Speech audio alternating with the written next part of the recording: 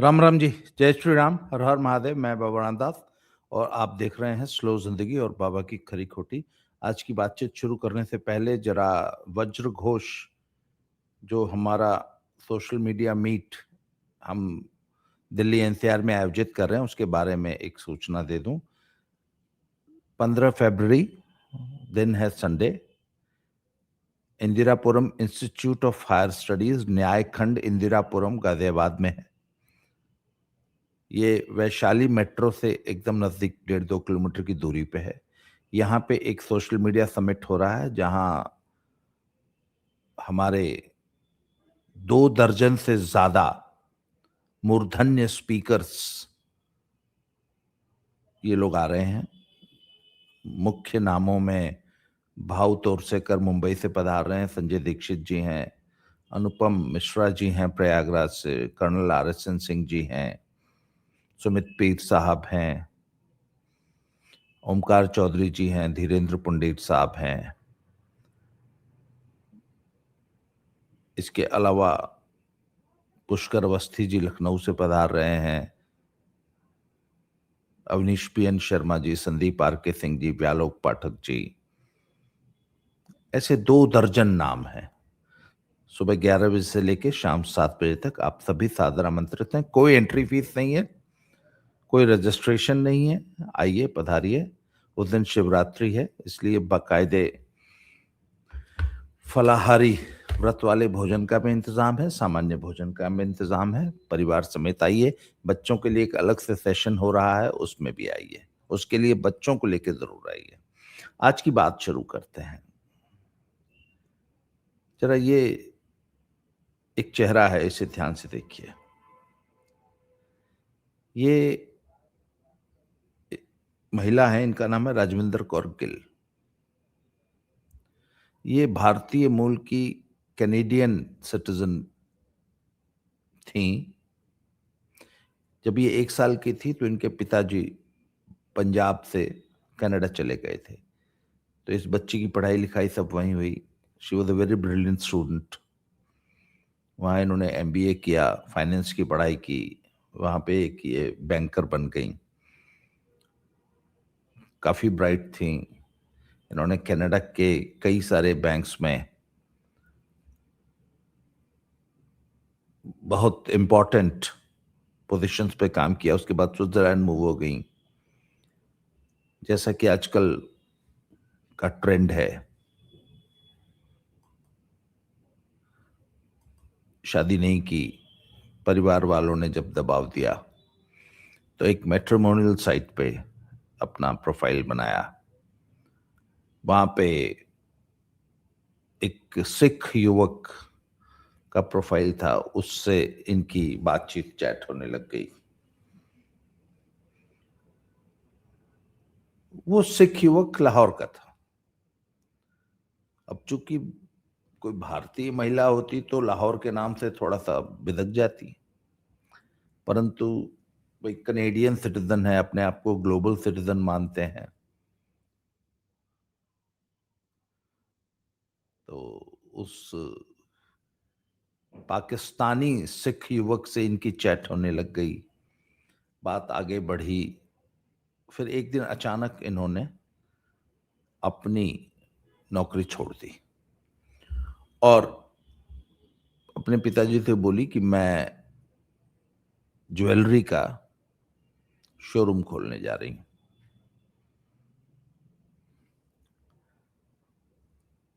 और मैं jewellery procure कर रही हूं इंडिया से और पाकिस्तान से, आर्टिफिशियल ज्वेलरी और ये सारा। उसके बाद एक दिन उन्होंने अनाउंस किया कि वो अपने बिजनेस के सिलसिले में लाहौर जा रही हैं। ठीक है साहब, वो लाहौर गई और उनकी बातचीत उसी सिख युवक से चल रही थी जिससे इनकी शादी के भी इरादे थे। She was 40 years old। जब ये घटना हुई है ना, तो वो 40 साल की थी। फिर ऐसा बताया जाता है कि 23 अगस्त 2012 को ये आखिरी बार लाहौर में देखी गई। उसके बाद शी वेंट मिसिंग। उसके बाद ये वहां से गायब हो गई। तो इनके पिताजी ने सबसे पहले इंटरपोल में और RCMP, royal Canadian mounted police, जो वहां की राष्ट्रीय पुलिस सेवा है कनाडा की, वहां पे पहली बार रिपोर्ट दर्ज कराई था। तो इंटरपोल ने मिसिंग पर्सन्स वाली कार्रवाई शुरू की। कनाडा की गवर्नमेंट ने, कैनेडियन पुलिस ने पाकिस्तानी पुलिस के साथ बातचीत शुरू की। इसके अलावा इनके पिताजी ने जो कनाडा में जो स्थानीय जो सिख डायस्पोरा था, उसमें बातचीत शुरू की। गुरुद्वारों में जाके अपील करना शुरू किया। सिख डायस्पोरा से मदद मांगनी शुरू की कि मेरी बेटी लाहौर में गायब हुई है। तो सिख डायस्पोरा ने शुरू में इनकी बात को बहुत जोर शोर से उठाया, प्रेशर बनाया। फिर अचानक से एक पता नहीं ऐसी क्या डेवलपमेंट हुई कि सिख डायस्पोरा ने भी ये बात करनी बंद कर दी। ये बड़ा रहस्यमय तरीके से हुआ। इनके पिताजी थक हार के, निराश होके, हताश होके लाहौर गए। वहां उन्होंने वहां की पुलिस से बात की, पुलिस चीफ से बात की, हाई कोर्ट में एक रिट डाली। वहां के एक वकील थे, उनका नाम था आफताब बाजवा, वो इनकी मदद करने लगे। वहां की पुलिस ने कुछ लोगों को राउंड अप किया, उनका इंटेरोगेशन हुआ और उसमें से एक व्यक्ति ने स्वीकार किया कि हाँ साहब, ये महिला आई थी और इसको हमने पहले, जब ये उतरी एयरपोर्ट पे, तभी हमने इसको रिसीव किया, इसको चाय पिलाई, उसकी चाय में कुछ नशीला पदार्थ मिला दिया और गाड़ी में जब ये बैठी थी तभी ये हल्की सी इसको नींद सी, बेहोशी सी होने लग गई थी। तभी उसका फ्रंट सीट पे ये बैठी थी, पिछली सीट पे बैठे व्यक्ति ने इसी की चुन्नी से इसका, she was strangled and her body was thrown in Khanpur canal. Khanpur canal है कोई लाहौर में, उस कैनाल में इसकी बॉडी को हमने डंप कर दिया था। वो बॉडी इसकी आज तक कभी रिसीव नहीं हुई। इसके पिता आज भी इसको न्याय दिलाने के लिए संघर्ष कर रहे हैं।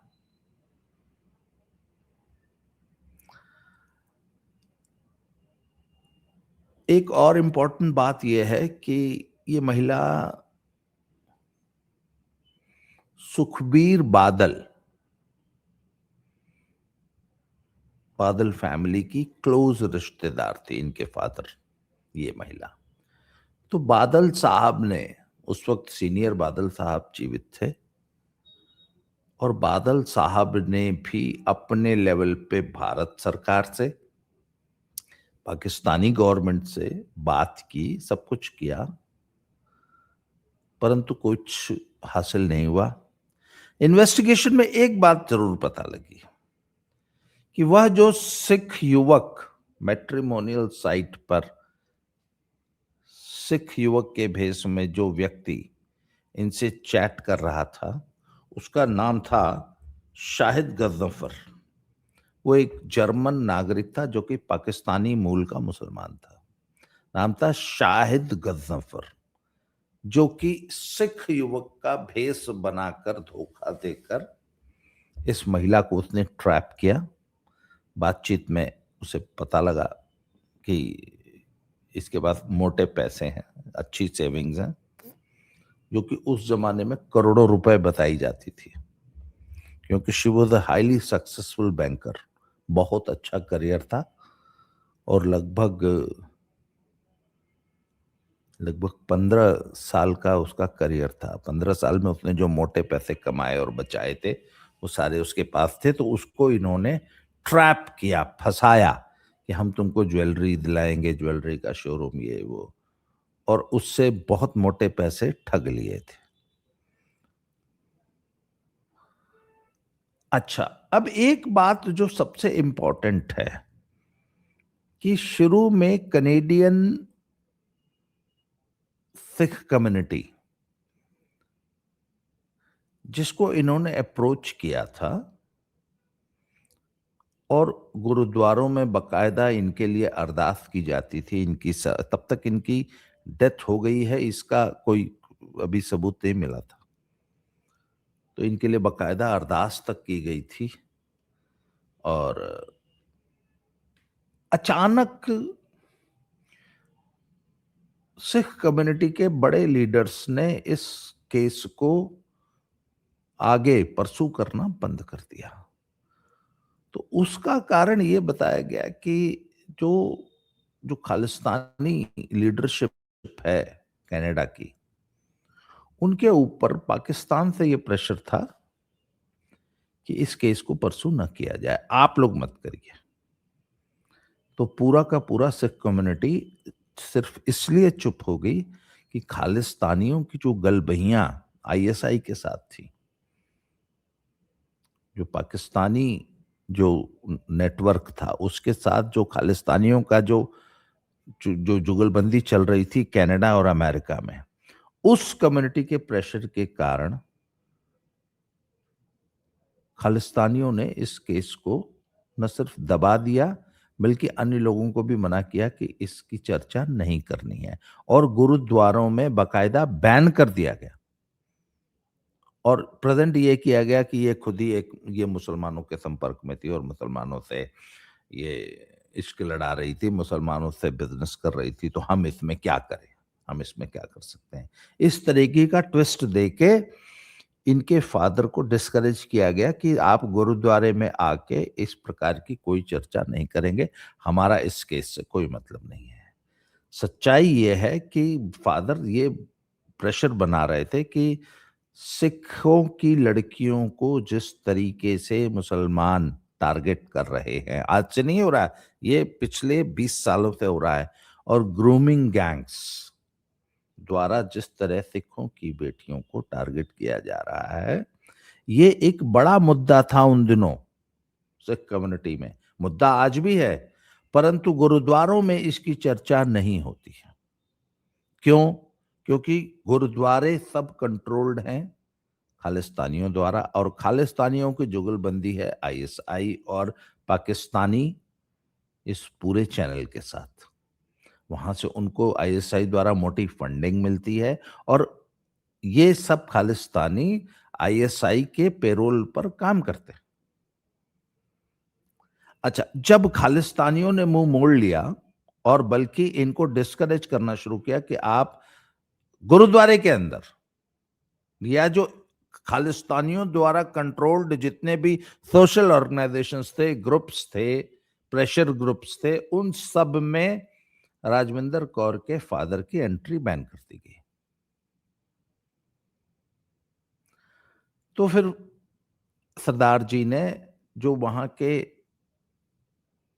ह्यूमन राइट्स ग्रुप्स थे, इंटरनेशनल ह्यूमन राइट्स ग्रुप्स थे, वहां अप्रोच करने की कोशिश की।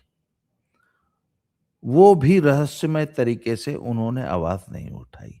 फिर सरदार जी ने पंजाब में जो सिख डायस्पोरा था, वहां बात करने की कोशिश की। पंजाब नहीं, सिर्फ दिल्ली में बैठे हुए जितने ह्यूमन राइट्स के जितने झंडाबाजार थे, ये वुमेन्स लिबरेशन ग्रुप्स थे, जितने ये सो कॉल्ड ये लिब्रांडू समाज के जितने भी प्लेटफॉर्म्स थे, हर जगह राजविंदर कौर का मामला उठाया और वहां से प्रेशर बनाने की कोशिश की गई, परंतु किसी भी ग्रुप ने राजविंदर कौर के फादर को एंटरटेन नहीं किया या उनकी बात को राष्ट्रीय अंतर्राष्ट्रीय स्तर पे नहीं उठाया, बल्कि चुप्पी साध ली। अच्छा, आप बताइए 10 साल से ये मसला चल रहा है। आज तक उस लड़की की डेड बॉडी नहीं मिली है। आज पूरे कनाडा में, पूरे यूएस में, पूरे यूरोप में ग्रूमिंग गैंग्स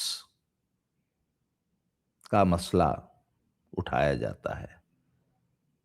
हिंदू सिख लड़कियों को किस प्रकार पाकिस्तानी ग्रूमिंग गैंग्स टारगेट करते हैं, ये भी हम देख रहे हैं। अभी पीछे रिसेंटली एक केस हुआ जिसमें एक सिख बच्ची, जिसको 12 साल की उम्र से एक पाकिस्तानी ने ट्रैप किया, 4 साल उसको बहलाता फुसलाता रहा, और जब वो 16 साल की हो गई, जैसे ही वो कानूनी दायरे से बाहर आई, 16 साल की बच्ची अपना डिसीजन ले सकती है और अपने पिता का घर छोड़ के जा सकती है। तो जैसे ही वो 16 साल की हुई, उसको घर से निकाल लिया गया और उसके साथ क्या हुआ ये आपने देखा। पिछले दिनों एक केस था कि एक फ्लैट में वो 6 पाकिस्तानी एडल्ट्स, जिनकी जिनकी उम्र 25 साल से लेके 60 साल तक की थी,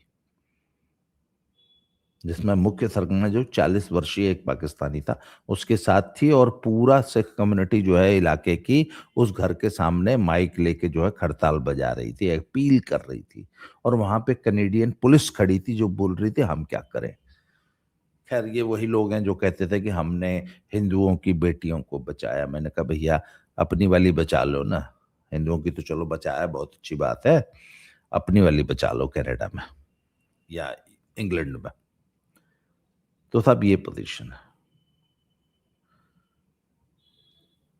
सिख कम्युनिटी में इस कदर चुप्पी है ऐसे केसेस को लेके। पंजाब में,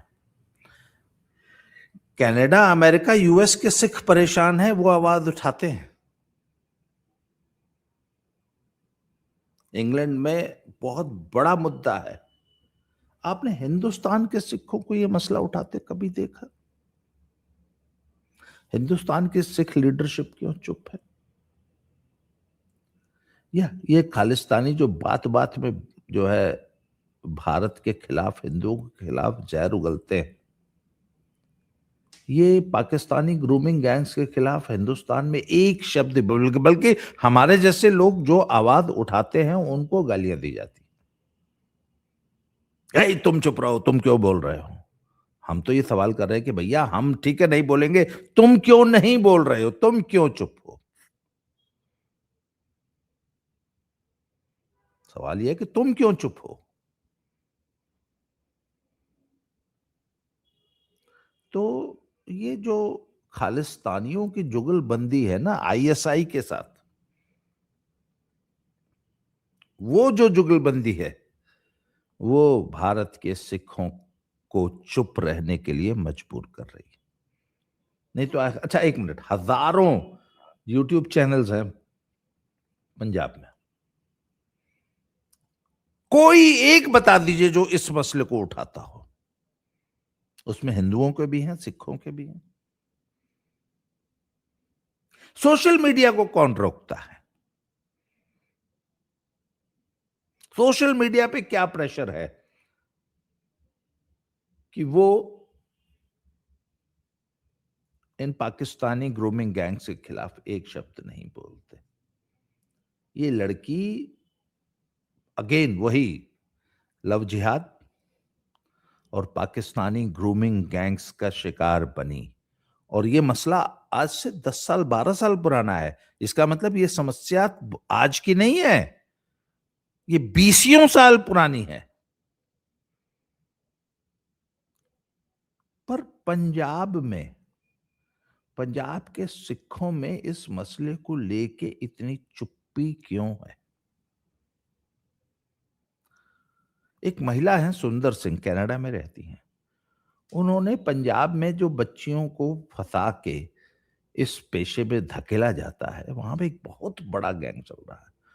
और मैं आपको, आई एम सॉरी टू से, लोगों को ये बात अच्छी नहीं लगती, पर हजारों हजारों बेटियां, हमारी बेटियां कनाडा और यूके में, स्पेशली यूरोप में, यूके में, इस जाल में फंस चुकी हैं, उलझ चुकी हैं। परंतु इसकी कोई चर्चा कभी भी पंजाब के चैनल्स में नहीं होती। सुंदर सिंह जी ने, महिला है, उनका नाम है सुंदर सिंह, उनकी एक एनजीओ है, उस एनजीओ के माध्यम से ऐसी बच्चियों को उस जाल से बचा के वापस निकालने का, उनको वापस पुनर्वास करने का, रेस्क्यू करने का और वापस पंजाब अपने पेरेंट्स के पास भेजने का काम किया जाता है।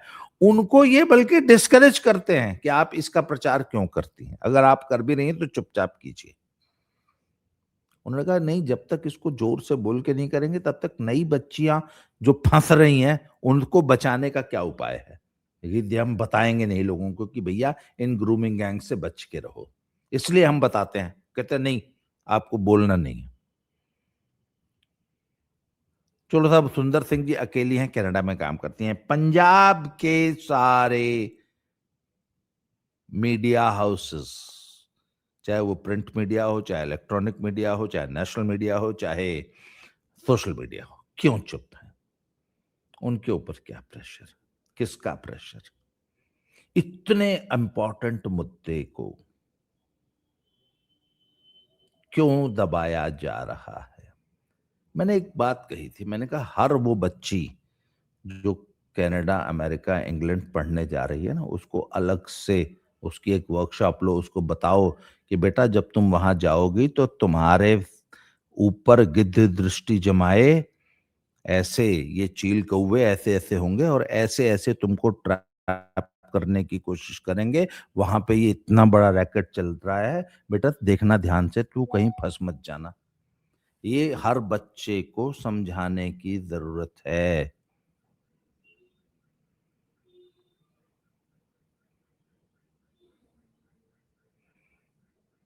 पर ये हमारे मीडिया इस मामले को लेकर चुप क्यों है?